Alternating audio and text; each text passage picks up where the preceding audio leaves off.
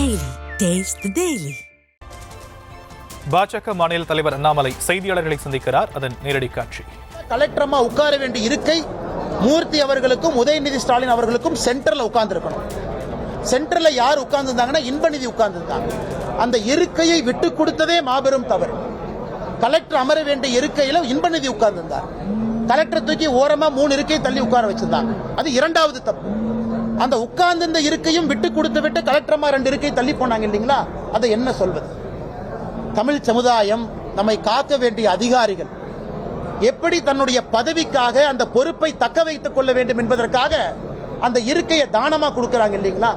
சாமானிய மனிதருக்கு இந்த கலெக்டர் மீது என்ன மரியாதை, நம்பிக்கை வரும்? உங்க இருக்கையை கூட உங்களால காப்பாற்றிக் கொள்ள முடியவில்லை. சாதாரண மனிதனுக்கு கலெக்டரமா என்ன நியாயம் கொடுக்க போறாங்க? மூர்த்தி அவர்கள் இருக்கலாம், பவர் இருக்கிற வரைக்கும் ஆடுவார். பவர் இல்லைன்னா சாதாரண மனிதனா கூப்பிட்டு உட்கார்ந்திருப்பார். அது வேறு. அரசியல்வாதி நான் பேச விரும்பல. அதிகாரிகள், அரசியல் கட்சிகள் வரலாம் போல, அதிகாரி அவங்களுடைய தன்மானத்தை விட்டு கொடுக்க கூடாது. ஏன்னா they are permanent politician.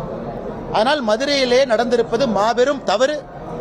நான் தவறு செய்யவில்லை என்று பத்திரிகை நண்பர்கள்ட்ட முட்டாள்தனமாக பேசியது அதைவிட மாபெரும் தவறு. ஆனால் கலெக்டர் அம்மாக்கு என்னுடைய அன்பான வேண்டுகோள், அம்மா நீங்க இத்தனை மக்களுடைய முகமாக இருக்கிறீங்க. அதனால் தயவு செய்து நீங்கள் அன்னைக்கு நடந்து கொள்ள விதம் ஏற்புடையதல்ல. மூர்த்தி அவர்களே சொன்னால் நீங்க மூர்த்தி அவங்ககிட்ட சொல்லுங்க, உங்க இருக்கையை விட்டு கொடுங்க. மூர்த்தி அவர்கள் வேற இருக்கை போய் அவங்க இருக்கையில் உட்காரட்டும். இதைத்தான் பத்திரிகை நண்பர்களுக்கு என்னுடைய பதிலா சொல்றேன். அப்படி செய்து முடிச்சிருவீங்களா? அப்படி செய்து முடிக்கிற பட்சத்தில் அது தமிழக முதலமைச்சர் கிடைத்த வெற்றியா தானே சார் பார்க்க முடியும். டன்சன் வார பட்சத்தில் நான் என்னுடைய பதவியை திறந்துருவேன், ஆட்சியில் இருக்க மாட்டேன். சரி, இப்படி பாத்துக்கண்ணா, முதலமைச்சர் பதவியை நான் காப்பாத்திருக்கேன்னு வச்சுக்கோங்களேன். பாரதிய ஜனதா கட்சி முதலமைச்சருடைய பதவியை காப்பாத்திருக்கோம். சரி போங்க அப்படின்னு 1.5 வருஷம் இருந்துட்டு போங்க. 2026 மே வரைக்கும் இருங்கன்னு சுசீந்திரன் சொன்னாங்க, எங்க மாவட்ட தலைவர் மதுரை என்ன. அதற்காக பாரதிய ஜனதா கட்சி இன்னைக்கு முதலமைச்சருடைய பதவியை காப்பாத்திருக்கோம்னு வச்சுக்கோங்களேன். விஜயை எல்லாருமே எதிர்பார்த்து இருக்கிற சூழ்நிலை இருக்குன்னு சொல்லி சொல்றீங்க. அப்படி இருக்கிற பட்சத்தில் பிஜேபிக்கு நான் எதிர்பார்த்து காத்திருக்கின்றோம் என்று சொல்லவில்லை. தேய தொடங்கிய கட்சிகள், இருப்பில்லாத கட்சிகள், இளைஞர்கள் அந்த கட்சியில சேர முடியாம இருக்கக்கூடிய கட்சிகள் எல்லாம் இன்னைக்கு வந்திருக்கக்கூடிய விஜய் அவர்களை யாரையோ கூப்பிடுறாங்க. இன்னைக்கு இதே மதுரையில் அண்ணன் செல்லூர் ராஜா அவர்களுடைய பத்திரிகையாளர் சந்திப்பை மறுபடியும் நினைவு கூற விரும்புகின்றேன். அவர் விஜயை கூப்பிட்டாரா இல்லையா? என் கட்சியில் என்ன எங்களோட கூட்டணி போடுங்கன்னு கூப்பிட்டாரா இல்லையா? ஏன் கூப்பிட்டாரு? அவருக்கு தெரியும் அவர் கட்சி எப்படி இருக்கு. இன்னைக்கு அதே வேலையை செல்வ பெருந்தகை அவங்க செய்யறாங்க. பாரதிய ஜனதா கட்சிக்கு யாரையும் கூப்பிட வேண்டிய அவசியம் எங்களுக்கு இல்லை. வளர்ந்து கொண்டிருக்கின்றோம், பலமாகி கொண்டிருக்கின்றோம். இளைஞர்கள் எங்க பக்கம் இருக்கிறாங்க. ஆனால் நாங்கள் யாரையும் கூப்பிட வேண்டிய அவசியம் பாரதிய ஜனதா கட்சிக்கு இல்லைங்க.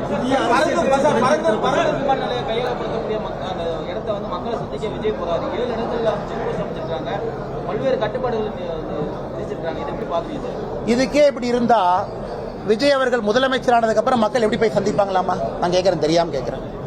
ஏன்னா இன்னைக்கு காமராஜர் ஐயா முதலமைச்சராக இருந்து ஒரு செருப்பு போட்டுக்கிட்டு எங்க ஊர் பக்கத்துல, மோகனூர் பக்கத்துல பாத்தீங்கன்னா அப்படியே நடந்து போய் டேம் கட்டினால வரலாம். இன்னைக்கு ஒரு அரசியல் கட்சி தூங்கி இருப்பவங்க போறதுக்கு புரோட்டோகால், செக்யூரிட்டி, ஃப்ரண்ட் பேக்கு, அதுக்கு 1000 போலீஸ். அப்புறம் எந்த மக்களை சந்திக்க போறீங்க? என்ன குறைய கேட்க போறீங்க? மக்கள் சொல்ற குறைய அந்த கூட்டத்தில் எப்படி நான் வச்சுக்க போறீங்க? ஃபாலோ அப் என்ன? நாளைக்கு ஒருவேளை நீங்க எல்லாம் பதவிக்கு வர்றீங்க, எம்எல்ஏ எம்பி ஆகுறீங்கன்னா யாரு உங்களை சந்திக்க முடியும்? நான் 2 பேருக்கு கேள்வி கேட்கிறேன். ஒன்று தமிழக அரசு, இன்னொன்று இது போன்று சந்திக்க வேண்டும் என்று விரும்புவர்கள். அரசியல் என்பது எளியவர்களுக்கா, வலியவர்களுக்கா, இல்ல ஒரு பெரிய ஸ்டார் வேல்யூ இருக்கிறவங்களுக்கா, இல்ல அன்ப்ரூவனா அரசியலுக்குள்ள வந்தவங்களுக்கா, இல்ல இன்னொரு துறையில் நான் சாதனை பண்ணிருக்கேன், நல்ல நடிகன். அரசியல் வேறு, விஞ்ஞானம் வேறு, சரித்திரம் வேறு, பொருளாதாரம் வேறு, பிலாசபி வேறு. இதுக்கு என்ன சம்பந்தம்? இப்ப 2வது வர்றங்க. இப்ப 2வது காவல்துறை. காவல்துறையை பொறுத்தவரை கட்டுப்பாடு விதிக்காம யாருக்காவது ஏதாச்சும் ஆனா அது காவல்துறை பதில் சொல்லணும். நம்ம காவல்துறை தான் நீங்க ஃபர்ஸ்ட் கேள்வி என்ன பண்ணீங்க, செக்யூரிட்டி கொடுக்க மாட்டீங்களா? இதையே நான் விசித்திரமா பாக்குறேன். அரசியல் இருக்கிறவங்க எளிமையாக நடந்து சென்று மக்களை பார்ப்பதுதான் இத்தனை காலமாக அரசியலை நான் பார்த்திருக்கேன். முதல் முறையா புரோட்டோகால், செக்யூரிட்டி, விஐபி, அதுக்கு இங்க அங்க இப்படி பார்க்கணும், அப்படி பார்க்கணும், இந்த நேரத்துக்குள்ள பார்க்கணும். அதனால காவல்துறை ஏன் கெடுபிடி வெடிக்கிறாங்கன்னு காவல்துறை பதில் சொல்லுவாங்கண்ணே. கூட்டமாக வந்துட்டா யாராச்சும் இறந்துட்டாங்கன்னா நான் என்ன பண்றது? இன்னைக்கு திருப்பதியில் ஃப்ரீ டோக்கன் டிஸ்ட்ரிபியூஷன்ல அதையே சரியா நம்மளால ஹேண்டில் பண்ண முடியும்.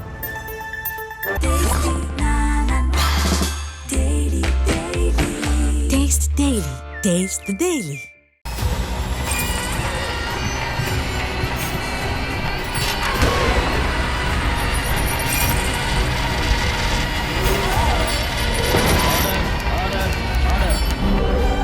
நிகழ்தகவு குற்றங்களின் மறுபரிமாணம் நாள்தோறும் இரவு 10 மணிக்கு இணைந்திருங்கள் நமது நியூஸ் தமிழ் தொலைக்காட்சியோடு.